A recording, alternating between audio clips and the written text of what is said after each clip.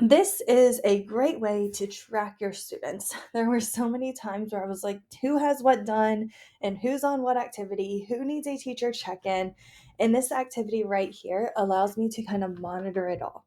And I love to use Kami because it allows me to, again, monitor my students. And I'm able to kind of track who I need to meet with and who is done with what activity. So there's a couple ways that you can use this to-do list. When I share this out, I'm going to click up here where it says share document. And I'm going to allow anybody with the link that can annotate. So again, I'm going to allow my students to annotate. I can come in and control these features. So that way, when my students come in, they don't have an option to all of these tools. So again, think about what tools you might want to eliminate, because then it can allow students to really focus on the task and not kind of get distracted by everything else. So now that I've got my to-do list, what's going to happen is you can do this multiple ways. You could use the shape tools where students would come in, and once they finish an activity, they can put these little shapes on here. And you could color code it so that blue means they've got it, or maybe you use a certain color. Red means they need help. Yellow means that they kind of understood. So again, I can use these quick circles to really start to begin to help understand.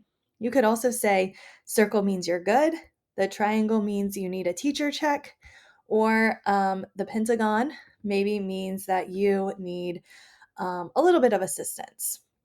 So again, you can kind of color code that way with the different shapes. So that's one option. Another idea is using these comment tools up here. I could add a text comment and my students could type a reflection about what they've learned. I could have them use a voice comment where they would speak about what they just learned in this activity. I could also have them do a quick video recap of what they learned to demonstrate their knowledge. And then these little dots would pop up all around my screen, and I would be able to see what activities my students understand and where they might need some support. So again, these little dots will pop up. And students, again, can change the color of these dots. So maybe I'm like, okay, blue means you've got it. The yellow means you need a teacher's help. So they're starting to build that metacognition skill within our classroom as well. So a couple ways. You could use the shape tools. You could have them just do a quick reflection on each of those activities, and you can listen in, and then you can pull your students. So students cannot move other students' annotations. However, they can move their own, and I can also move them. So I can say, okay, these students are good to go. I looked at their work. This student right here maybe needs some clarification. This student over here is good to go. This student right here I need to meet with. And again, I can kind of move these around, and as I meet with these students, move them along. Or I can say, okay, you're ready to go on to activity number 2. I've checked you. This student's good to move. This student's good to move. Another way that you could do this is students could then work on number 2 and do the exact same thing. They can grab the shapes. They can say, okay, I'm done with number 2. I need checked. Or they can, again, leave those comment tools to really explain their thinking. They could also add images. So maybe they do a Google and they do like a done. And so they find like maybe a check mark or something like that. And then they could add that right onto the Kami activity too. So you kind of think about what you want your symbols to look like for your students and as they finish these activities.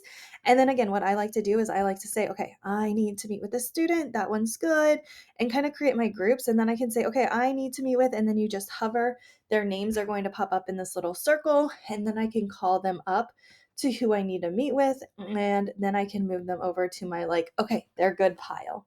So this can, again, help with tracking your students as they're working through a self-paced lesson, which can be sometimes challenging to know where every single student is. And then I can also kind of say, okay, this needs redone, and I can come over here and actually leave a comment and tell the student using audio. I could do a voice comment, or I could leave a text comment, and then that student's able to listen to any revisions or feedback that they need to do in order to correct their mistake, or to engage, or even to extend their knowledge. So lots of different ways that you can use this to-do list to help your students.